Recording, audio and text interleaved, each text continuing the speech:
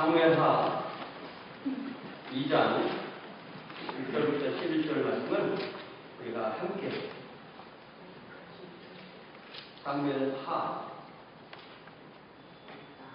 6장 맞죠? 사무엘하 6장 1절부터 11절 말씀 같이 함께 읽는다. 시작. 다윗이 이스라엘에서 뽑은 무리 3만 명을 다시 모으고 다윗이 일어나 자기와 함께 있는 모든 사람과 더불어 바알레 유다로 가서 거기서 하나님의 궤를 메어오려 하니 그 궤는 그룹들 사이에 다정하신 만군의 여호와의 이름으로 불리는 것이라. 그들이 하나님의 궤를 새 수레에 싣고 산에 있는 아비나답의 집에서 나오는데 아비나답의 아들 우사와 아히로가 그 새 수레를 모니라. 그들이 산에 있는 아비나답의 집에서 하나님의 궤를 싣고 나올 때 아히로는 궤 앞에서 가고 다윗과 이스라엘 온 족속은 잣나무로 만든 여러 가지 악기와 수금과 비파와 소고와 양금과 재금으로 여호와 앞에서 연주하더라. 그들이 야곤의 타작마당에 이르러서는 소들이 뛰므로 우사가 소를 들어 하나님의 궤를 붙들었더니 여호와 하나님이 우사가 잘못함으로 말미암아 진노하사 그를 그 곳에서 치시니 그가 거기 하나님의 궤 곁에서 죽으니라. 여호와께서 우사를 치심으로 다윗이 분하여 그 곳을 베레스 우사라 부르니 그 이름이 오늘까지 이르니라. 다윗이 그날에 여호와를 두려워하여 이르되 여호와의 궤가 어찌 내게로 오리오 하고 다윗이 여호와의 궤를 옮겨 다윗성 자기에게로 메어 가기를 즐겨하지 아니하고 가드 사람 오벳 에돔의 집으로 메어 간지라. 여호와의 궤가 가드 사람 오벳 에돔의 집에 석 달을 있었는데 여호와께서 오벳 에돔과 그의 온 집에 복을 주시니라. 아멘. 잘해주시기 바랍니다. 네. 이제 우리 김관수 목사님 나오시는데요. 김관수 목사님 호가 뭐라고 했어요? 거성입니다. 거성. 맞죠? 거성. 그러니까 이 호는 편하게 부르려고 만든 거예요. 김관수 목사님 하면 이렇게 정식으로 불러야 되는데 호를 부를 때는 거성 목사님의 경우 보시면 우리 김관수 목사님 이제 나오셔서 주일 말씀 동의 세 번째 주일 말씀 해주시죠. 네, 복된 주일 우리 중앙교회 권성 여러분 반갑습니다. 네, 세 번째 이렇게 강단에 쓰니까 이제 여러분들 얼굴도 좀 들어오고 그런 것 같습니다. 첫 번째, 두 번째 때는 얼굴이 잘 들어오지 않던데 이제 한 사람 한 사람 얼굴이 이렇게 잘 들어오는 것 같아요. 오늘 세 번째 설교인데 이 설교 안에도 여러분들 향한 예비된 주의 말씀이 있는 줄로 믿습니다. 그 말씀이 여러분들 힘이 나게 하고 여러분들 영혼에 큰 위로가 되어줄 수 있기를 주님의 이름으로 축복합니다. 우리 복된 주일날 이렇게 같이 왔는데 우리 가족들하고 인사 우리 한번 하고 말씀 우리 이렇게 받도록 합시다. 인사할 때 이렇게 한번 인사했으면 좋겠습니다. 나는 당신과 같이 멋진 그리스도인을 만나본 적이 없습니다. 이렇게 인사합니다.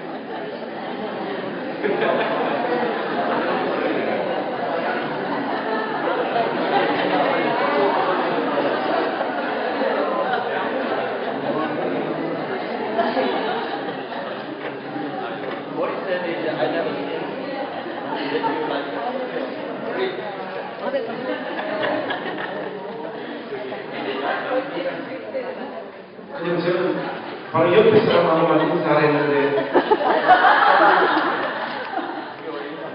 예, 아주 좋습니다. 우리 성가대도 그렇고 특성도 그렇고 우리 고향에 있는 우리 행신교회 성가대하고 또 특성하는 사람들은 늘 저에게 용기를 줬어요. 누구나 성가대를 할 수 있고 연결되는데 우리 중앙교회와 오늘도 앞에 우리 충성 목장입니까? 특성하시는 거 보니까 참 아무나 성가대 할 수 없겠구나 이런 생각이 이렇게 듭니다. 복된 주일날 주의 말씀으로 여러분들과 함께 우리가 교제하기를 원하는데 제가 군대를 막 갔다 왔을 때였습니다. 달라스에 우리 침례신학대학 졸업생 중에 이민 와서 이민 목회를 해서 가장 성공하고 있다라고 하는 세미안 침례교회 최병상 목사라고 있습니다. 그 친구가 원래 장로교회를 다녔었는데 교회에 분란이 있어가지고 고등학교 3학년 때 제가 우리 교회로 이렇게 인도를 했었거든요. 그래서 신학교 갈 때도 우리 둘이가 이렇게 손잡고 같이 이렇게 신학교에 입학을 했죠. 그래서 군대도 그 친구가 한 달을 먼저 갔고, 그래서 1월달이 되고 제가 2월달이 됐습니다. 저는 뭐 특별히 입대하는 날도 생일이어서 그날을 지금도 생생하게 잘 기억하는데, 그래서 제대를 우리 최 목사가 한 달을 먼저 하고 제가 이렇게 제대를 하고 해서 우리 둘이서 이제 제대를 하고 우리 집에서 저희 방에서 이제 둘이 누워가지고 뒹굴뒹굴 우리 집에서 이렇게 이런저런 이야기를 했습니다. 여러분 신학생들이 같이 이렇게 둘이 있으면 어떤 이야기를 할 것 같습니까? 1번 하나님 말씀에 대해서, 2번 여자에 대해서. 몇 번이겠습니까? 여러분 신학생들도 청춘이잖아요. 그렇지 않습니까? 뭐 여자 이야기도 하고 교회 이쁜 자매 우리 어떻게 꼬실까 뭐 그런 이야기도 하고 있었는데 갑자기 우리 집에 도둑이 들었는데 갑자기 우리 누나가 도둑이야 그러는 거예요. 그리고 둘이서 누워 있다가 벌떡 일어났죠. 그리고 우리 지금 군대 갔다 온 지 얼마 안 된 지금 혈기방장한 실질적으로 현역에 가까운 몸과 체력을 자랑하는 우리 집에 도둑이 든 거예요. 문을 딱 여니까 이 도둑이 우리 누나가 이 외친 도둑이야 소리에 본인이 놀래가지고 벌써 도망을 가고 있더라고요. 저쪽으로 도망가는데 우리 집 앞에 이렇게 도로가 하나 있었거든요. 근데 벌써 그 도로를 넘어서 골목으로 이렇게 도망을 가더라고요. 바로 신발을 신고 우리 둘이가 뛰어갔죠. 딱 도로를 넘어서 이 골목 안으로 우리가 진입을 하니까 도둑이 도망갈 수 있는 길은 딱 두 가지 길밖에 없어요. 앞으로 계속 도망을 가든지 이 왼쪽으로도 골목이 하나 들어가서 이쪽으로 도망을 가든지 두 길밖에 없어요. 그래서 제가 우리 최 목사 너는 저쪽으로 가서 이렇게 돌아보고 나는 이쪽으로 달려가야 되니까 그래서 저쪽에서 만나자. 그렇게 됩니다. 그래서 막 뛰어내려갔습니다. 여러분 제가 지금은 라면하고 지포를 많이 먹어가지고 살이 이렇게 쪘지만 그때만 해도 제가 중대 릴레이 대표 선수였거든요. 저 100m를 12초 3에 걸었으니까 꽤 빨리 뛰었어요. 뛰쳐내려가니까 도둑이 저 앞에 계속 도망가고 있는 거예요. 그런데 점점 거리가 이렇게 좁혀지는 거예요. 하니까 얘가 머리를 딱 굴리는 거예요. 도둑 아닌 것처럼 속도를 점점 줄이는 거예요. 요거 봐라. 속도를 점점 줄이더만 딱 전봇대 앞에서 딱 멈추더라. 그러면서 도둑이 아닌 것처럼 이렇게 멀뚱멀뚱하고 있는 거예요. 저는 이 도둑을 받지 않습니다. 그래서 그 옆에 가서 서 있었어요. 왜냐하면 1대1로 붙어가지고는 내가 이길 수 있을 거라고 하는 확신이 솔직히 들지 않더라고요. 그래서 내 친구가 돌아오는 그 시간까지 기다렸는데 아니나 달라 우리 최 목사가 저쪽으로 빙 돌아가고 이렇게 오더라고요. 오니까 제가 눈빛으로 도둑 하니까 우리 최 목사가 저보고 그러는 거예요. 진짜 진짜요? 얘가 도둑이다. 그러니까 진짜요? 또 물어. 아이씨 진짜요? 이 최 목사가 특공대 출신이거든요. 그리고 저는 말만 이만기지 겁 많고 소심한 사람. 근데 이 최 목사는 진짜 이 용기하면 최병락이에요. 용기가 무모하고 용기 뭘 도전하고 이런 쪽으로 최병락이에요. 실질적으로 병원 가서 안에 이거 한번 찍어보니까 간도 정말로 크대요. 그래서 병약아 도둑이다 하니까 이 최 목사가 보도만 도둑이잖아 하니까 바로 그 자리에 서 있는 도둑을 주먹으로 배를 한 방 바로 날려줘요. 그러니까 이 도둑이 기습 공격을 받아가지고 애가 그 자리에서 푹 쓰러지더라고요. 쓰러지니까 그때서야 비로소 저에게도 용기가 찾아오더라고요. 니 나와봐. 그래서 제가 가서 그냥 금방에 그걸 옆에 들어. 새끼가 쪼매난 놈이 벌써부터 이렇게 도둑질하고 이렇게 빨리 일어나봐. 하고 발로 차기도 하고 배도 두들기고 야, 너 요 위에 집 너 지금 도둑 들어왔지? 아저씨 저 도둑 아니에요. 그러니까 이게 지금 장난하나 해가지고 우리 둘이가 같이 또 한 10분 동안 우리 한국말로는 모다발이라고 그러니까 거의 뭐 애를 반죽였죠. 주니까 애가 하는 말이 죄송합니다. 제가 도둑질 안 해야 되는데 도둑질해서 한번 봐달라고 처음부터 사실대로 이야기해야지 왜 거짓말이냐. 일어나. 그래서 이제 양쪽에 이제 손을 잡고 우리 집으로 이제 도둑을 데리고 갔습니다. 저희들은 경찰에 그렇게 쉽게 신고하는 그런 의리 없는 사람들은 아니거든. 그래서 둘이 손잡고 올라가면서도 계속 두들겨 팼어요. 쪼맨한 놈이 벌써부터 이렇게 도둑질 해가지고 되겠나? 그래서 우리 집에 데려가는데 도둑을 정확하게 본 사람이 우리 누나예요. 누나! 도둑 잡아왔다. 나와봐라. 하니까 우리 누나가 나와요. 누나, 야 맞지? 하니까 누나가 아닌 것 같은데 순간 조금 뭐가 이렇게 불안해요. 하니까 누나 자기가 지금 도둑이라고 말을 하는데 뭐 누나 똑바로 말하니 야 같기도 하고 아닌 것 같기도 하고 내가 지금 확신을 못하겠다. 그러니까 이 도둑이 아저씨 저 집에 전화만 한번 할 수 있도록 해달라는 해라고. 뭐 집에 전화하는 게 뭐가 문제가 되겠습니까? 하니까 이 도둑 엄마가 택시를 타고 급히 온 거예요. 왔는데 애 얼굴을 보니까 엉망이잖아. 우리 아들 얼굴이 왜 이러고 하면서 막 보자마자 막 아주머니가 막 놀래가지고 지금 절단이 난 거예요. 그러니까 애를 심부름을 보냈는데 지금 1시간째 안 와가지고 걱정을 했으니까 얘가 그러는 거예요. 아저씨 사실 도둑 아니에요. 그러는 거예요. 그래서 네가 아까 도둑이라 했잖아. 자꾸 도둑이 보니까 안 맞으려고 도둑이라고 한 거라고. 저는 진짜 도둑이 아니에요. 진짜 알아보니까 도둑이 아닌 거예요. 그때 우리나라 돈으로 30만 원 물려주고 아줌마가 우리 경찰에 고소 안 하는 조건으로 정말로 싹싹 빌었죠. 제가 설교 초입에 여러분들에게 이야기하는 이유가 있습니다. 여러분 이 도둑 아닌데 도둑으로 내몰린 이 청년 이 얼마나 억울하겠습니까? 굉장히 지금 억울한 자리에 내몰렸잖아요. 오늘 우리가 이 본문 말씀을 보면요. 그와 똑같이 겉으로만 보면 너무나도 억울한 주인공이 한 사람 등장합니다. 여러분 이 사무엘하 6장에는요.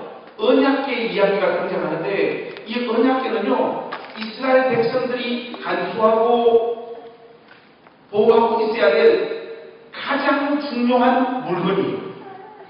여러분 이 언약궤가 왜 중요한가 하면요. 한번 보세요. 여러분 이 언약궤 안에 3가지 물건이 담겨져 있잖아요. 그렇지 않습니까? 언약궤 안에는 3가지 물건 뭡니까? 맨 처음에는 뭐가 들어있습니까? 이 조용한 이런 분위기 이거 저 별로 안 좋아해요. 여러분 언약궤 안에 3가지 물건 있잖아요. 맨 처음에는 뭡니까? 예? 십계명 돌판. 십계명 돌판이 들어가 있고 또 하나는 뭐가 들어가 있습니까? 아론의 쌍난 지팡이. 아론의 쌍난 지팡이가 있고 하나는 뭡니까? 만나잖아요. 여기까지는 다들 잘 알더라고요. 이제 우리 중앙교회의 수준을 확인하도록 하겠습니다. 여러분 이 3가지 물건의 공통점이 뭡니까? 저는 이렇게 정말 좀 알았습니다. 여러분 이 3가지 물건의 공통점은요. 인간의 죄악의 흔적이 담겨져 있는 물건입니다. 십계명 돌판이 왜 그렇습니까? 모세가 산에서 기도하고 내려오니까 백성들 금송아지 만들어 놓고 우상 섬기고 있었는데 모세가 이걸 집어던지죠. 이 십계명 돌판 안에는 백성들이 우상 숭배한 흔적이 담겨져 있어요. 여러분, 만나도 마찬가지잖아요. 만나도. 이게 역사 가운데 출현하게 된 계기가 왜 하나님 우리를 이런 식으로 대화합니까? 애국에 있을 때는 맛있는 거 엄청 먹었는데 하나님 인도함을 따라 광야로 나왔더만 먹을 것도 없고, 지금 제 심정이 미국 보니까 스테이크, 스시 뭐 이런 거, 저 지금 제일 먹고 싶은 게 찌포하고 라면입니다. 지금 저하고 심정이 비슷하고, 하나님 왜 우리를 이런 식으로 대우합니까? 하니까 그때서 하나님께서 뭡니까? 하늘에서 만나를 내려주시다. 이 만나 안에는 백성들이 하나님의 선하신 인도하심을 신뢰하지 못한 하나님을 향한 불평과 원망의 목소리가 담겨져 있는 것이 이 만나입니다. 그리고 아론의 상난 지팡이도 마찬가지잖아요. 하나님께서 세우신 종의 권위를 인정하지 않고, 왜 모세하고 아론 너희들 둘만 다 해먹냐? 왜 우리는 지도자가 될 수 없냐? 그렇게 되니까 하나님께서 각 지파 수장들의 막대기를 가지고 지팡이를 가져오라고 말씀하셨어요. 그때 하나님께서 누구 지팡이에만 싹신하게 합니까? 아론의 지팡이에만 싹신하게 하셔서 아론이 하나님께서 세우신 종이라는 것을 하나님께서 확인해 주시잖아요. 바로 이 아론의 상난 지팡이 안에도 백성들이 하나님께서 세운 지도자를 인정하지 않는, 하나님의 권위를 인정하지 않는 흔적이 담겨져 있는 거예요. 이 세 가지 물건이 언약궤 안에 담겨져 있는 거예요. 의미 없이 들어가 있는 게 아니에요. 그래서 이 언약궤는 어디에 위치해 있습니까? 지성소 가장 깊숙한 한복판에 놓여져 있지 않습니까? 1년에 한 번 대제사장이요, 이 지성소로 들어가서 짐승잡은 피를 언약궤 위에 뭡니까? 뿌립니다. 그때서야 비로소 이스라엘 백성들은요, 하나님과 교통할 수 있는 길이 열려지는 거예요. 하나님의 통치와 하나님의 현존이 이스라엘 백성들과 함께하는 그 역사가 일어나는 거예요. 언약궤가 이스라엘 백성들에게 없다. 이것은 무엇을 의미하느냐? 이스라엘 백성들은 이방인들과 하나도 다름없는 존재들이 되어버린다는 의미를 가지는 거예요. 한마디로 언약궤가 그들 가운데 사라져버리면요, 이스라엘로서의 아무런 의미와 정체성 자체를 상실할 수밖에 없는 거예요. 그래서 여러분, 언약궤가 빼앗길 때 실제적으로 어떤 일이 있었습니까? 사무엘상 4장에서요, 이가복, 그러잖아요. 이가복 뭡니까? 하나님의 영광이 떠나버립니다. 더 이상 하나님의 은혜와 현존하심과 통치하심이 이스라엘 백성들과 함께하지 않는다. 그만큼 이 언약궤는 중요한 물건입니다. 그런데 이 언약궤가요, 사무엘상 4장에 보니까 홈리와 비나스, 하나님이 누구신지 하나님을 아는 지식이 전혀 없었던 이 홈리와 비나스가요, 이거 들고 나가면 무조건 전쟁에서 승리하는 줄 알고 이거 들고 나가서 까불다가 어떻게 됩니까? 하루아침에요, 하나님의 언약 백성들이 35,000명이 죽습니다. 전쟁에서 완전 패배하고, 전쟁에서 패배한 것보다 더 중요한 것은 이 언약궤가요, 블레셋에게 빼앗겨가지고 블레셋 진영으로 넘어가지 않습니다. 이 블레셋 진영으로 이 언약궤를 가지고 간 그 블레셋 땅에 독종이 일어나고 난리가 나니까 블레셋 사람들이 이거 계속 가지고 있다가는 우리가 더 위험해지겠다 싶어서 이스라엘 백성들에게 넘겨주잖아요. 여차해서 이 언약궤가 어디에 보관되어지는가 하면 기럇 여아림, 아비나답의 집에 보관되어져 있습니다. 그런데 이 아비나답의 집에 이 하나님의 언약궤가 몇 년 정도 보관되어져 있는가면, 제가 유진 피터슨이라고 하는 유명한 목사님의 강해석을 읽어보니까 유진 피터슨은 20년 이상 정도로 보더라고요. 근데 제가 사무엘 상하를 꼼꼼히 읽어보고 이런저런 역사적 자료들을 가지고 추론을 해보면 20년, 유진 피터슨도 20년 이상이라고 하지만 제가 추론해 봤을 때는 40년 이상입니다. 여하튼 엄청난 오랜 기간 동안 기럇 여아림에 있는 아비나답의 집에 이 하나님의 언약궤가 보관되어 있습니다. 다윗은 나라가 안정되어지고, 이 언약궤라고 하는 것은 더 이상 아비나답의 집에 보관하고 있어야 될 물건이 아니라 다윗 성으로 이스라엘 백성들에게 있어서 가장 핵심지역인 다윗 성으로 이 언약궤를 가지고 와야 되겠다라고 마음을 먹고 이 언약궤를 옮기고 옮기고 있는 장면이 오늘 본문 말씀입니다. 근데 여러분, 그 분위기를 한번 보세요. 이 언약궤라고 하는 것은 영어로 카비는 박스잖아요. 요 정도 크게 작은 박스인데 이 박스가 얼마나 중요했는지 여러분 1절 말씀 한번 보시겠습니까? 1절 말씀 보니까 이렇게 나와요. 다윗이 이스라엘에서 뽑은 무리 얼마를 뽑아요? 3만 명을 뽑습니다. 이 작은 박스 하나를 옮기는데 이스라엘 백성 3만 명이 동원해가지고 경축하고 환호하는 거예요. 드디어 하나님의 언약궤가 제대로 된 자리를 찾아서 돌아온다라고 하는 백성들의 마음의 표현이죠. 그리고 여러분 또 한번 보세요. 이 분위기를 좀 알 수 있는 것이 5절 말씀입니다. 5절 말씀 우리 한번 다 같이 읽겠습니다. 시작. 다윗과 이스라엘 온 족속은 잣나무로 만든 여러 가지 악기와 수금과 비파와 소고와 양등과 재등으로 여호와 앞에서 연주하더라. 이스라엘 백성들이 동원할 수 있는 모든 악기를 다 동원해서 3만 명이나 되는 사람들이 함께 모여가지고 언약궤가 다윗성으로 돌아오는 이 모습을 경축하고 축하하는 장면입니다. 근데 이 언약궤를 쭉 옮기는 과정에 어마어마한 일이 벌어지고 맙니다. 그 3절 말씀에 보니까 이렇게 나와요. 제가 한번 읽겠습니다. 여러분들 눈으로만 좀 따라보십시오. 그들이 하나님의 궤를 새 수레에 싣고 산에 있는 아비나답의 집에서 나오는데 아비나답의 아들 우사와 아요가 그 새 수레를 모니라. 그들이 산에 있는 아비나답의 집에서 하나님의 궤를 싣고 나올 때에 아요는 궤 앞에서 가고 5절은 읽었으니까 6절 한번 보세요.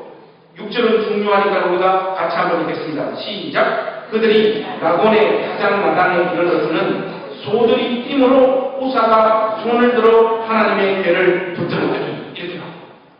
한마디로 새 수레에 하나님의 언약궤를 실어서 소가 앞에서 끌면서 이 하나님의 언약궤를 옮기는데 소가 벌쩍벌쩍 놀라서 뛰어든 것 같아요. 아무래도 3만 명 모여있지요. 이 소리 저 소리 막 들리고 하다 보니까 이 소가 흥분한 것 같아요. 그러다 보니까 새 수레 위에 담긴 하나님의 언약궤가 땅으로 떨어지려고 하는 그 모습을 보고 아비나답의 아들이었던 우사가 손을 뻗어서 하나님의 언약궤가 땅에 떨어지지 않도록 딱 잡은 거예요. 이것은 누가 생각을 해도 복된 중심으로 하나님의 언약궤를 지키고 보호하려고 하는 액션이죠. 그런데 여러분, 이 사건을 가지고 하나님께서 어떤 조치를 취하시는가 하면 7절 말씀 한번 보시겠습니까? 여호와 하나님이 우사가 어떻게 함으로? 잘못함으로 말미암아 진노하사 그를 그 곳에서 치시니 그가 거기 하나님의 궤 곁에서 죽으니. 이는 분명히 우사가 하나님의 궤를 지키려고 한 행동인데 하나님께서 그가 잘못했다고 그를 그 자리에서 죽여버리는 일이 벌어진다고 하죠. 왜 이런 일이 벌어지게 됐어요? 이유는 간단합니다. 이미 하나님은요, 선물들, 특별히 하나님의 언약궤를 어떻게 옮기고 이동시켜야 되는지 이스라엘 백성들에게 친히 가르쳐 주셨어요. 여러분, 우리 말씀 한번 열어서 확인해 보십시오. 어디로 가시는가 하면 민수기 15장으로 한번 가보십시오. 민수기 4장 15절. 민수기 4장 15절 말씀 한번 보십시오. 민수기 4장 15절.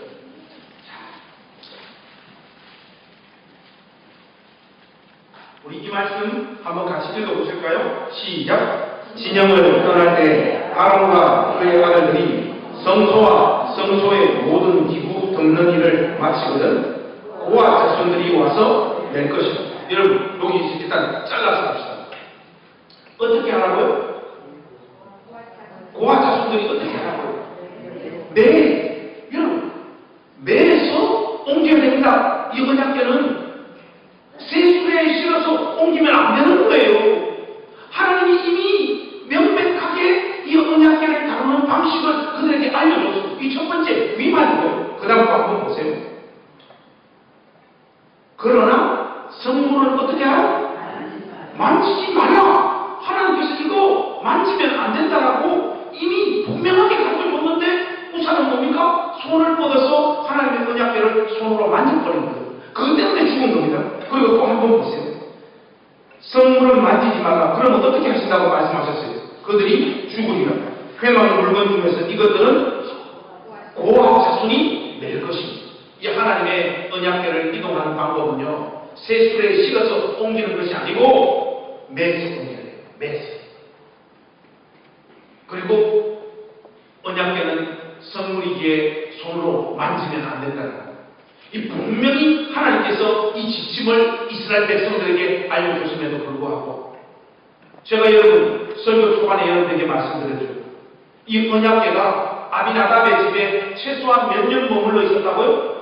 20년 머물러 있어요. 20년 최소한. 길게는 40년 이상.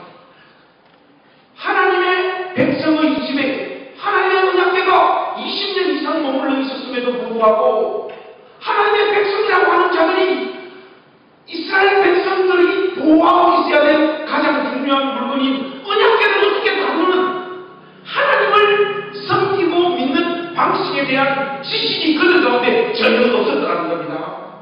이것은 우사가 억울한 게 아니고 하나님이 친히 가르쳐주신 하나님을 섬기는 방법을 위반했기에 만지면 죽는다라고 약속하신 하나님께서 그 약속을 그대로 집행시키고 있는 말씀인 거예요. 근데 여러분, 이것이 비단 아비나답 집의 우사와 아욕의 문제로 끝나는 게 아니에요. 왜냐하면 이 언약궤를 옮기기 전에요, 다윗은요 이미 이 사람 저 사람과 깊이 의논하고 이 언약궤를 옮기는 계획과 준비를 했던 것을 우리가 성경을 통해서 확인할 수 있어요. 여러분, 이 말씀도 중요하니까 우리가 한번 찾아보겠습니다. 어디로 가는가 하면 역대상으로 한번 가겠습니다. 역대상 13장 1절 2절 말씀. 역대상 13장 1절과 2절 말씀. 여러분, 우리 한 목소리 한번 같이 읽겠습니다. 시작. 다윗이 천부장, 백부장, 곧 모든 지휘관과 더불어 의논하고, 다윗이 이스라엘의 온 회중에게 이르되, 만일 너희가 좋게 여기고 또 우리의 하나님 여호와께로 말미암았으면 우리가 이스라엘 온 땅에 남아있는 우리 형제와 또 초원이 딸린 성읍에 사는 제사장과 레위 사람에게 전령을 보내 그들을 우리에게로 모이게 하고. 여러분, 지금 이 하나님의 궤를 옮기는 것을 어떤 방식으로 옮길까에 관한 사전 회의를 열어가는 내용이에요. 근데 여러분, 그 의논했던 사람들이 누굽니까? 여러분들 1절 말씀 한번 보세요. 천부장, 또 누굽니까? 백부장, 곧 모든 지휘관과 더불어 의논했다. 그렇게 나오죠. 그리고 여러분, 2절 말씀 맨 하반부에 한번 보세요. 또 초원이 딸린 성읍에 사는 누구요? 제사장과 레위 사람에게 전령을 보내 그들을 우리에게로 모이게 하고. 여러분들 무슨 말입니까? 이 언약궤를 옮기는 이 일의 중대함 때문에 옮기기 전에 이스라엘 백성들의 정치적, 종교적 모든 지도자들과 함께 모여서 이 하나님의 언약궤를 어떻게 옮길까를 의논을 했다는 거예요. 중요한 것은 무엇입니까? 이 모든 사람들이 함께 모여서 언약궤를 옮기고 있는데도 불구하고 하나님의 언약궤를 어떻게 옮겨야 될지 나라 전체가 제대로 알지 못해요. 언약궤가 제자리된 자리를 떠나서 다른 곳에서 20년 내지는 40년 동안 머물고 있어가지고 이 언약궤를 다루는 방법에 대해서 주의 백성 개인도 몰랐을 뿐만 아니라 나라를 통치하고 다스리는 정치적, 종교적 모든 지도자들도 하나님의 언약궤를 어떻게 다루는지 알지 못했더라. 성경이 우리에게 그 사실을 전해주고 영적인 침체가요, 한 교회를 장악하기 시작을 하면 주의 말씀을 전가하는 목사들의 영혼의 눈이 어두워질 뿐만 아니라 모든 청중들의 영혼의 눈도 어두워졌어요. 한 교회와, 아니요, 한 나라 전체의 교회가요, 영적으로 깜깜한 자리에 머물러서 자기들 따르는 하나님을 믿고 섬기는데 그것이 전혀 하나님께서 가르쳐주신 방법대로 하나님을 섬기는 것이 아닌 상태로 꽤나 오랜 기간 지속되어질 수 있다는 것을 우리가 두렵고 떨리는 마음으로 이 말씀을 받아들여야 합니다. 이것이 역사 가운데 실질적으로 있었잖아요. 그런데 여러분, 오늘 본문 말씀을 보면요, 참 인상적인 다른 표현이 하나 등장합니다. 그것이 뭔가 하면 6장 11절 말씀에 이 사건을 겪고 난 다음에 이 하나님의 언약궤가 가드 사람 오벳에돔의 집에 잠깐 머무릅니다. 그래서 여러분 사무엘하 6장 11절 말씀 한번 여러분 한번 보십시오. 사무엘하 6장 11절 오늘 본문 말씀 같이 한번 읽으십시오. 시작. 여호와의 궤가 가드 사람 오벳에돔의 집에 석 달을 있었는데 여호와께서 오벳에돔과 그의 온 집에 여러분 이 말씀이 얼마나 인상적입니까? 아비나답의 집에는 하나님의 궤가 20년 이상 있었는데 그 언약궤를 가지고 있는 이유 때문에 아들이 죽어버리는 일이 발생되어 있는데 이 오벳에돔 집에는 언약궤가 몇 달 머물렀다고요? 3개월 머물렀는데 하나님께서 가져주신 지식을 쫓아서 제대로 이 언약궤를 보호하고 있었던 그 이유 때문에 하나님께서 오벳에돔 집에 뭘 주셨더라고요? 복을 주셨더라고 성경이 말하고 있습니다. 여러분 이 사실은 오늘 우리에게 아주 중요한 도전을 던집니다. 저는 여러분 예수님을 오래 믿고 섬긴 사람들에게 시비를 걸고 싶은 마음이 조금도 없습니다만 주님의 몸된 교회 안에는요 참 안타까운 현상들이 많이 벌어지는데 그중 대표적인 게 뭔가 하면 예수를 오래 믿으면 믿을수록 인간이 망가지는 경우를 숱하게 보여준다는 거예요. 여러분 교회가 분란이 생기고 어려움이 생기고 소용돌이 치는 자리로 내몰릴 때 세신자들이 그 일을 주도하는 거 맞습니까? 아무도 없습니다. 교회에서 짬밥이 가장 오래된 사람 그 사람들이요 교회를 엉망진창으로 만들어요. 원칙대로 하자면 예수님을 오래 믿으면 믿을수록 우리가 우리 주 예수 그리스도를 닮아가야 되는 것이 기본적인 신앙의 원칙이지 않습니까? 근데 예수를 믿고 충성하고 봉사하고 헌신한 세월이 흐르면 할수록 이것을 하나님 원하시는 마음과 심정으로 하지 않고 교회 다니는 연수만 쌓여지면 쌓여질수록요 봉사하고 충성하고 헌금하고 교회 안에서 보낸 시간이 자기 자신의 의의가 되고 자랑이 돼가지고 눈빛만 보면 싹싹 제가 우리 중앙교회 가족들 얼굴을 싹 보니까요 벌써 싹 나옵니다. 여러분들의 신앙의 현주소가 싹 나와요. 비교적 여기는 괜찮은 거죠. 뭘 보면 알 수 있느냐 이마를 가면요 우리 다 주름이 생겨 있잖아요. 이 주름이요 저처럼 이렇게 가로로 이렇게 가 있는 사람은요 예수 믿고 주님 따라가는 평안이 그 마음에 있는 사람. 근데 이마 깠는데 이 주름이 세로로 안 가 있고 가로로 안 가 있고 이 세로로 가 있는 사람 있잖아요. 이거는 악쓰고 신경질 부리고 한 사람들 자 우리 하나 둘 셋 하면 우리 이마를 깎아 가겠습니다. 하나 둘 셋 맞습니까? 자 옆 사람 한번 보세요. 가로입니까 세로입니까? 여기 세로가 7군데 있습니다 지금. 여러분 우리가 자랑해야 될 것은 예수 믿은 세월이 나 오래됐다. 나 3대째 우리는 예수 믿는다. 여러분 그걸 자랑할 게 아니라 딱 봤을 때 가로주름이 팍 새겨져 있어야 돼. 가로주름이 새겨져 있는 사람이요 한 걸음 한 걸음 한 걸음 걸음 한 걸음 한 걸음 내딛는 모습만 봐도 은혜가 되는 거예요. 세로 주름이 팍 새겨진 사람들요 교회 다닌 연수를 자랑하지만은 우리 주님 닮은 모습은 찾아볼 길이 없어요. 제가 설교 어제 하고 이 땀을 흘리니까 너무 많이 흘리니까 우리 안수 집사님께서 이렇게 손수건을 어디 주셨잖아요. 오늘 이 손수건을 3개나 이렇게 넣어가지고 이 교회에서 이제 설교할 시간이 오늘하고 오후 2번밖에 없는데 3개가 주는 것은 목사님 딴 데 가서도 사용하셔야 그거 아니겠습니까? 여러분 이렇게 믿음입니다. 안수 집사님 얼굴 보십시오. 확실한 가로주름이잖아요. 여러분 예수 오래 믿는 거 자랑하는 게 아닙니다.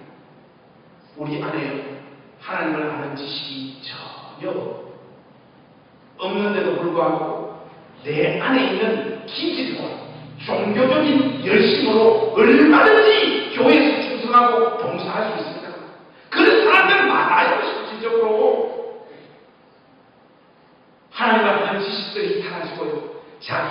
지식과 종교성을 쫓아서 하나님을 섬기다 보면요, 어떤 결과물들이 나타나는지 아십니까? 오늘 본문 말씀과 1대1로 딱 대응되어지는 모습은 아니지만은 이 다음 단계의 모습, 쉽게 말해서 하나님을 아는 지식은 전혀 없는 채 하나님을 믿는 흉내만 내는 자들이 만들어내는 주위의 공동체 안에서 나타나는 문화와 구체적인 모습을요, 성경이 우리에게 무섭도록 소개하는 본문이 있습니다. 그 본문을 우리 한번 넘어갑시다. 이 단계를 지나서 나타나는 현상이 어떤가? 자, 여러분, 열왕기상 12장을 한번 가보십시오. 열왕기상 12장 25절에서 33절까지 조금 긴데 아주 중요한 본문이니까 우리가 한번 같이 읽어봤으면 좋겠습니다. 열왕기상 12장 25절에서 33절. 제가 25절 읽겠습니다. 여러분 26절 읽으시면서 우리 교독하겠습니다. 열왕기상 12장 25절. 제가 먼저 읽을게요. 여로보암이 에브라임 산지에 세겜을 건축하고 거기서 살며 또 거기서 나가서 분회를 건축하고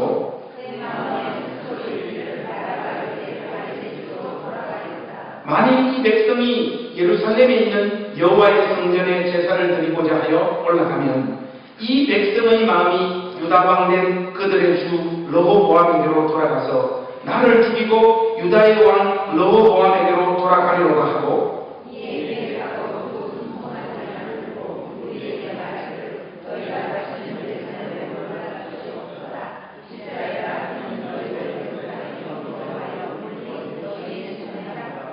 일단 여러분 거기까지 하세요. 여러분 지금 이 장면이 어떤 장면인가 하면 여로보암이 하나님 앞에서 저지른 가장 악질적인 죄의 양태예요. 여러분 여로보암이 이스라엘 역대 왕들 중에 악한 짓을 하는 왕으로 치자면 넘버원입니다. 넘버원. 그래서 여러분들이 성경을 조금만 읽어봐도 알 수 있는 것이 이스라엘 역대 왕들이 악한 길로 갔을 때 항상 관용으로 등장하는 표현이 뭡니까? 그들이 누구의 길로 갔다? 여로보암의 길로 갔다. 근데 여로보암의 길이 뭡니까? 물어보면 그건 잘 몰라요. 여로보암의 길이 바로 이겁니다. 남왕조, 북왕조가 지금 딱 갈라져 있어요. 근데 하나님께서는 하나님을 섬기는 방식을 딱 일러주셨잖아요. 제사드릴 때 어디로 올라오라고요? 유다 땅 예루살렘으로 올라와서 하나님께서 지정하신 장소에서 예배를 드리라, 제사를 드리라고 그렇게 일러주셨어요. 근데 지금 북왕조 초대 왕이 된 이 여로보암이 백성들이 제사를 드리러 유다 땅 예루살렘으로 올라가게 되면 거기서 예배 드리고 다시 돌아오지 않을 것 같은 두려움, 그 인기가 저쪽으로 확 휩쓸려서 넘어갈 것 같은 유다와 르호보암에게로 샥 넘어갈 것을 두려워하는 나머지 하나님께서 정해주신 하나님 섬기는 방법을 완전히 다 뜯어고치고 있습니다. 그래서 여러분 보시면 27절에 이렇게 말합니다. 만일 이 백성이 예루살렘에 있는 여호와의 성전에 제사를 드리고자 하여 올라가면 이 백성의 마음이 누구에게로? 유다왕 된 그들의 주 르호보암에게로 돌아가서 나를 죽이고 유다왕 르호보암에게로 돌아가려고 하고 이에 계획하고 어떻게 합니까? 두 금송아지를 만들고 우리에게 말하기를 너희는 다시는 예루살렘에 올라갈 것이 없도다. 이스라엘아, 이는 너희를 애국 땅에서 인도하여 올린 너희의 신들이라 하고 하나는 어디에 둡니까? 베델에 두고 하나는 단에 둡시다. 종교 정책을 자기 마음대로 바꾸고 있는데 바꾸는 가장 핵심적인 동기가 뭐냐? 백성들의 마음을 얻기 위해서. 여러분 교회 안에서요 하나님 아는 지식이 사라지겠더라 보면 누가 대장이 되는가 하면 청중들이 대장이 됩니다.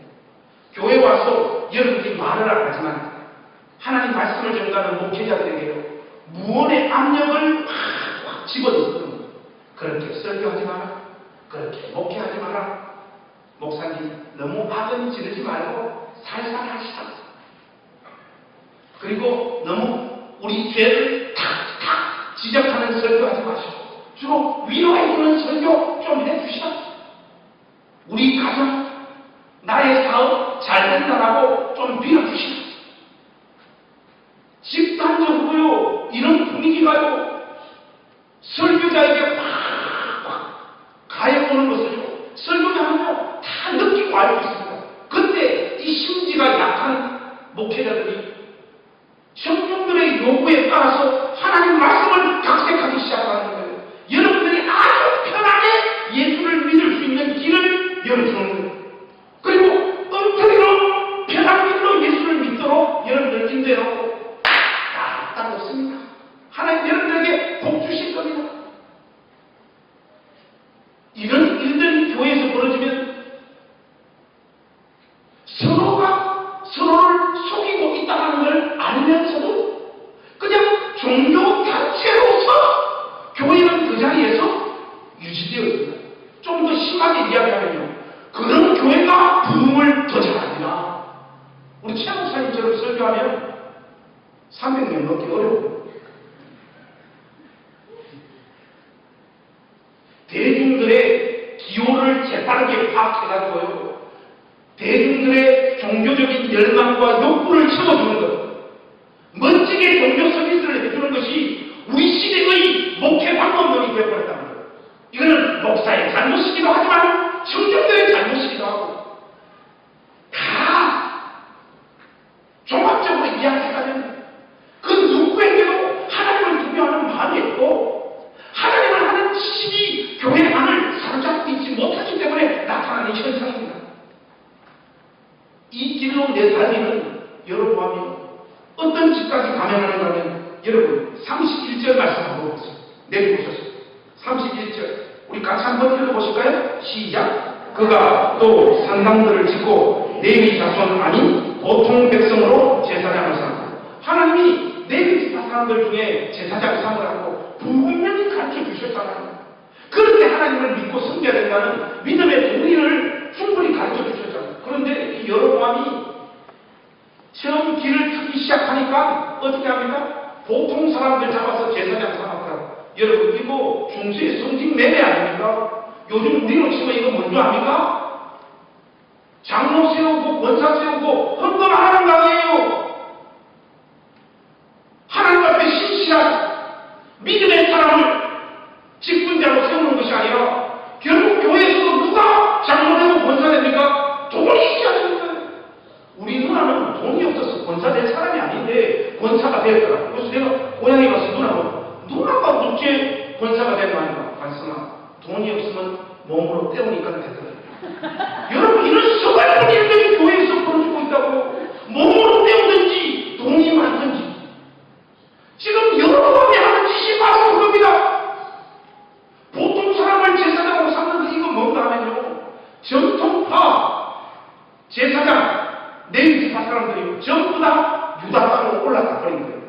그러다 보니까 여기에 수요가 없는 거예요. 그러니까 아무나 잡아서 그냥 세우는 거예요.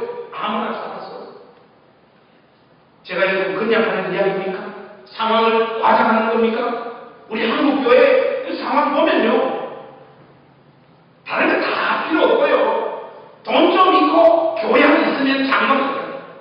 이런 시대까지 교회가 하나님을 아는 지식, 거기에서 근거하는 하나님을 두려워하는 마음들이 교회 안을 떠나버리는 이런 일들이 실질적으로 벌어지게 돼요. 이 여로보암이 여기서 멈추지 않습니다. 여기 32절도 한번 보시겠습니까? 8째 달 곧 그 달 15째 날로 절기를 정하여 유다의 절기와 어떻게 하고? 여러분 이 표현이 무서운 표현입니다. 비슷하게 합니다. 하나님 하지 못하는 것도요, 하나님을 전심으로 섬기는 교회와요 비슷하게 한다니까요. 비슷하게. 그걸 보면 보통 사람 몰라요. 어떤 교회가 진짜 교회고 어떤 교회가 가짜 교회인지 모릅니다. 왜냐하면 그 형태와 하는 것을요 비슷하게 합니다. 그러나 하나님께서 정해주신 절기를 뭡니까? 인위적으로 다 바꿔버리잖아요. 지금 여로보암이 제단에 올라가되 베델에서 그와 같이 행하여 그가 만든 송아지에게 제사를 드렸으며 그가 지은 산당의 제사장을 베델에서 세우고, 하나님께서 정해주신 방법대로 하나님을 섬기지 아니하고 모든 것을 인위적으로 다 뜯어 고쳐서 백성들을 편하게 하고 자기도 이 백성들을 편하게 통치할 수 있는 종교적인 제도를 만들어가지고 이스라엘을 다스립니다. 하나님의 영광과 현존과 동행하심이 더 이상 이스라엘 백성들과 함께하지 않는 지경 33절에 보니까 기가 막힌 표현으로 이렇게 이야기하고 있습니다. 그가 어떻게 했다고요? 자기 마음대로. 여러분, 옆에 가신 분들은 연습줄을 치셔야 됩니다. 그가 자기 마음대로, 자기 멋대로 정한 달, 여덟째 달, 15째 날로 이스라엘 자손을 위하여 절기로 정하고 베델에 사는 제단에 올라가서 분향하여. 이들이 하나님을 떠난 것이 아닙니다. 하나님을 부인하는 것이 아니에요. 그들 의식에는 자기들이 만든 다른 하나님이 있는 것입니다. 이것이 수천 년 전에 나타났던 현상으로 끝날 것 같습니다. 그렇지 않습니다. 오고 오는 모든 세대의 주의 교회 안에 하나님을 아는 지식이 사라질 때 교회 안에서 똑같이 나타나는 현상이라는 것을 여러분들이 두렵고 떨리는 마음으로 간직해요. 이 모습의 최종적인 막장은 어디로 흘러가느냐? 시간 배치로 가면 이렇게 연대기적인 순서로 배치되어지는 것은 아니지만 이 모습의 끝판왕은 사사기 17장에 가서 우리가 확인할 수 있습니다. 그 장면 마지막 한 번 더 확인하겠습니다. 여러분, 사사기 17장을 한번 가보시죠. 여기에 보니까 이 기가 막힌 친구가 한 명 등장해요. 그의 이름은 미가입니다. 미가. 여러분 한번 보세요. 제가 9절을 읽겠습니다. 여러분들 10절 읽으면서 우리 13절까지 교도하십시오. 제가 9절 읽겠습니다. 미가가 그에게 묻되 너는 어디서부터 오느냐 하니 그가 이르되 나는 유다 베들레헴의 레위인으로서 거류할 곳을 찾으러 가노라 하는지라.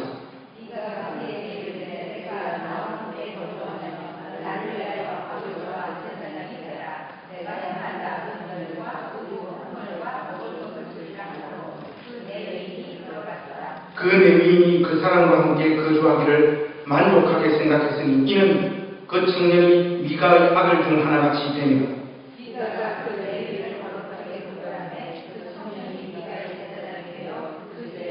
13절을 우리 같이 하십시다. 시작.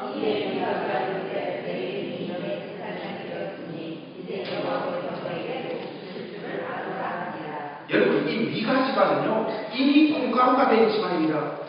미가도 엉망이지만 미가 엄마도 엉망입니다. 근데 미가 마음에 찝찝한 게 있었어요.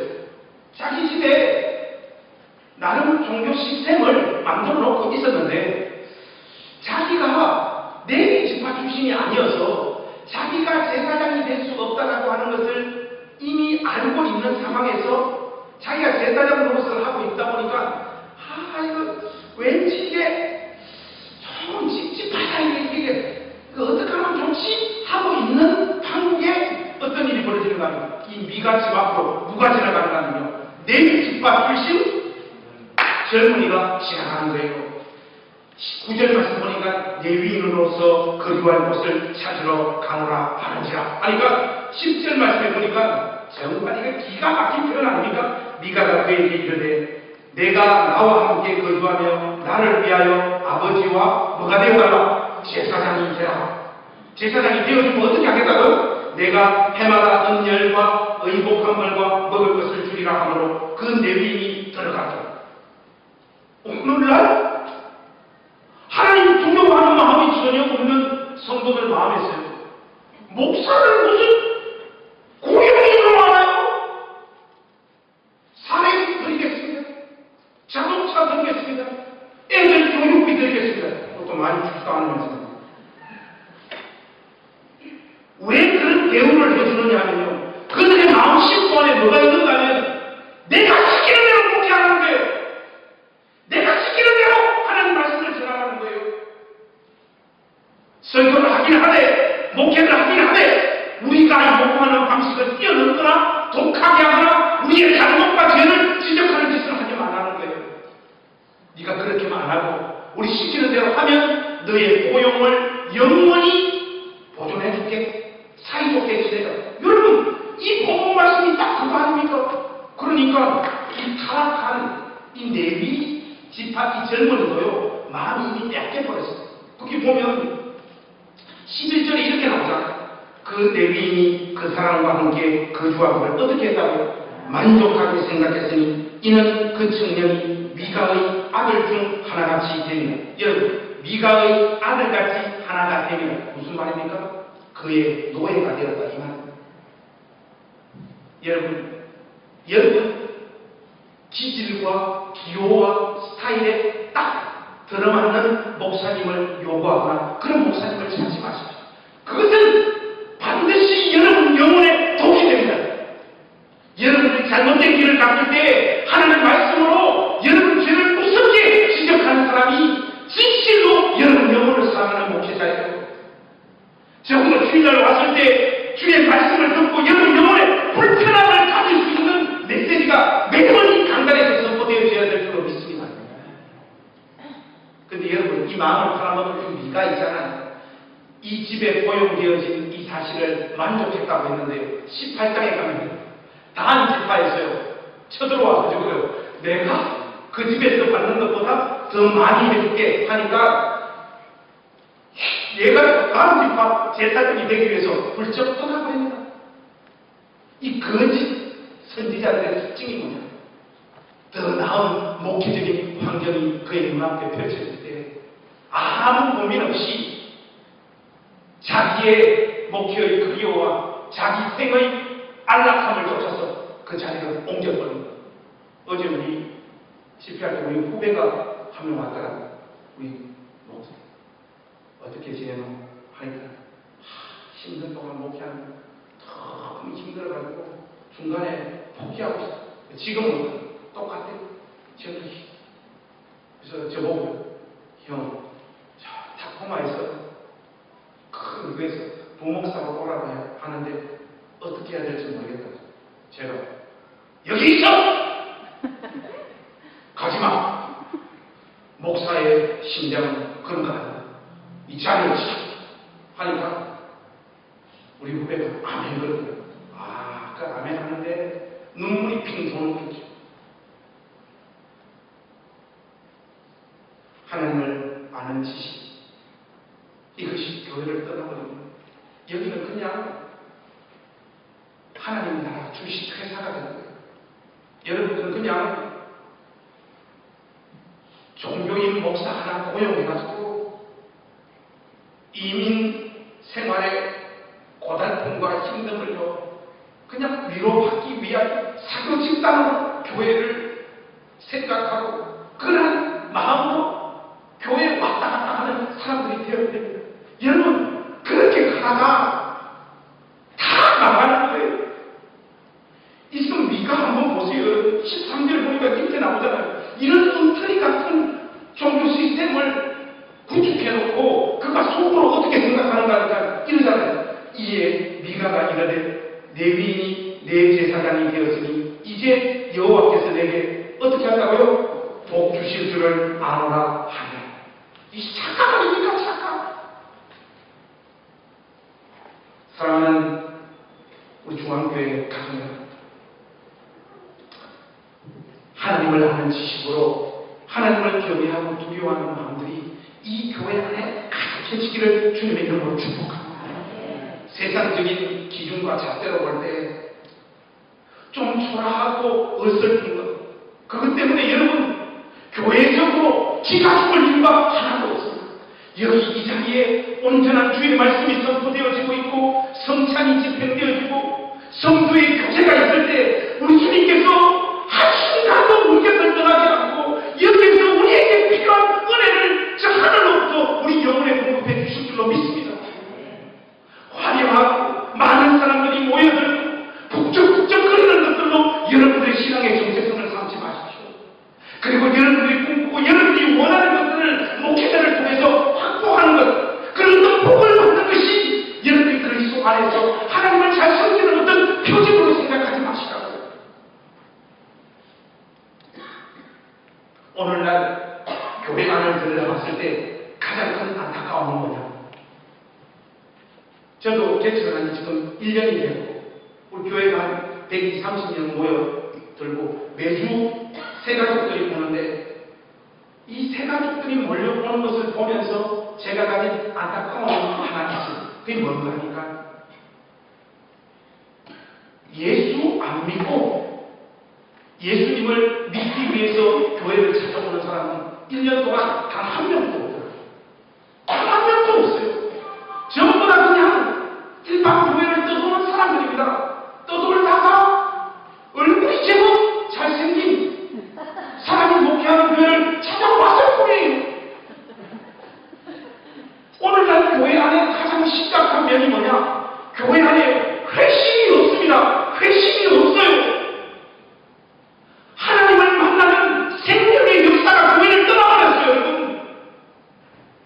어떤 분들은 땅끝까지 가야 된다고 뭐 키키키스탄도 가고 전부 아프리카도 가는데 여러분 진정한 딴 것은 어딘가는 바로 이 현장입니다. 이 현장에요. 하나님을 모르는 사람이 있습니다. 종교적인 섭성과 생활에 익숙할 뿐이지 그 영혼이 본 어게인에서 진심으로 회심하며 하나님을 아는 바른 지식과 하나님을 구별하는 마음으로 하나님을 섬기지 않는 사람들이요. 교회 안에 반드시 있어요. 반드시. 20세기 최고의 강의 설교자인 마틴 로드 존스가 이런 말을 하죠. 일주일에 반드시 한 번은 교회 안에서 복음 설교가 선포되어져야 된다. 왜 그런가 하니까 이 청중들 안에는 예수 안 믿는 사람, 자기도 자기에게 속아서 제법 하나님을 잘 믿는 사람이라고 착각하지만 회심은 경험하지 못하는 사람들이 있기 때문에 반드시 복음 설교가 선포되어져야 합니다. 이것은 아주 날카롭고 제대로 된 인식이 틀림없습니다. 제가 여러분을 향해서 축복하고 싶은 마음이 있는데 여러분 사람이 잘 되는 것 그 별로 솔직히 축복 안 하고 싶어요. 여러분 뭐 애들 뭐 좋은 대학교 가는 거 그거 뭐 썩 제가 여러분을 향해서 별로 축복 안 하고 싶습니다. 제가 여기 앉아있는 여러분들 이 중앙교회를 향하여 온 마음을 다하여 축복하고 싶은 내용은 오직 하나밖에 없습니다. 여기 이 교회 문을 열고 들어와서 이 자리에 앉아서 주의 말씀을 듣는 단 한 사람의 예배도 없이 모든 사람의 마음에 회심을 경험하는 역사가 있기를 주님의 이름으로 축복합니다. 그래서 이 교회를 자랑하고 이 교회를 이끌어가는 분위기는 오직 하나, 하나님을 아는 받은 지식에서 나오는 하나님을 두려워하는 마음, 그 마음은 하나님 말씀을 전가하는 목사님의 마음에도 여러분의 마음에도 충만해요.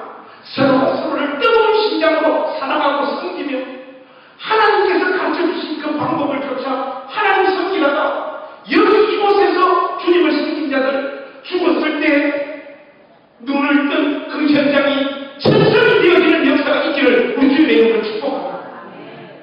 여기 숱하게 수십 년을 왔다 갔음에도 불구하고 회심하지 못한 채 살다가 죽었습니다. 영원한 심판의 자리로 끌어져 나가는 사람이 단 한 명도 없고 하나님께서 그 놀라운 생명의 역사를 이 중앙교회 안에 가득 채워주시기를 우리 주님의 이름으로 축복합니다. 여러분들하고 설교의 말미에 정말로 두렵고 떨림없는 마음으로 하나님 말씀 한 구절 읽었으면 좋겠습니다. 하나님께서 유대인들을 향하여 그들의 신앙 전체를 평가하고 있는 구절, 여러분 로마서 10장으로 가셔서 오늘 설교를 마무리할까 합니다. 로마서 10장으로 한번 가십시오. 로마서 10장 2절과 3절 말씀.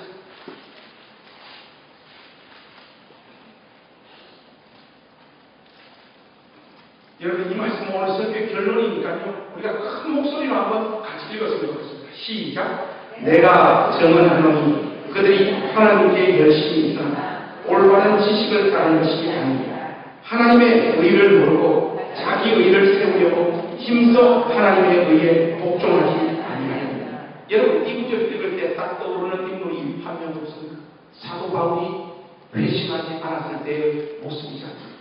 그가 예수 믿는 사람들 잡아 죽이러 갔던 그 중심에는 자기 딴에는 그것이